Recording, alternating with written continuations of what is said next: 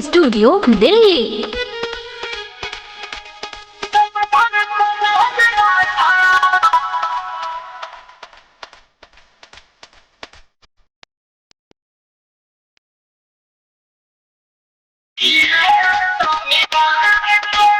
टिपो घर चला ये राजा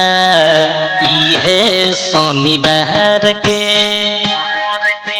टिपो घर चला ये राजा ये शनिवार के चलवा बाबा पधारब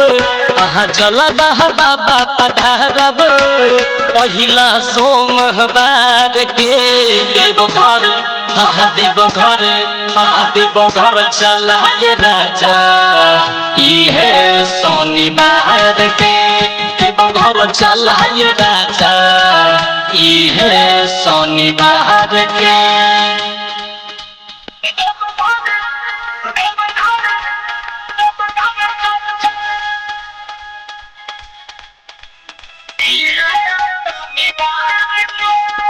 सुबह उठी गंगा जी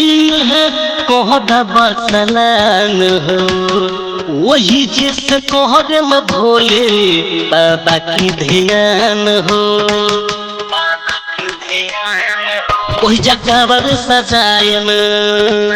बाबा उठायम तोहड़ी के चोलम ये राजा तोहड़ी के चोलम ये राजा अपन बदनिया छाड़ के देव घर चल ये राजा ये शनिवार के देव घर चल ये राजा ये शनिवार के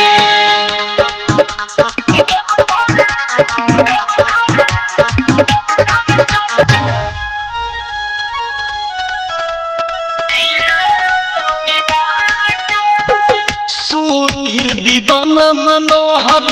जई है वो सब जहाँ के चरनिया एक दी है मथवा दर्शनिया में जाए जब दर्शन पाए चल बाबा पधारब चल बाबा पधारब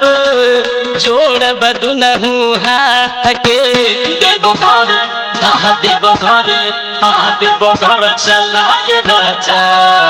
ये शनिवार के देव घर चला ये राजा ये शनिवार के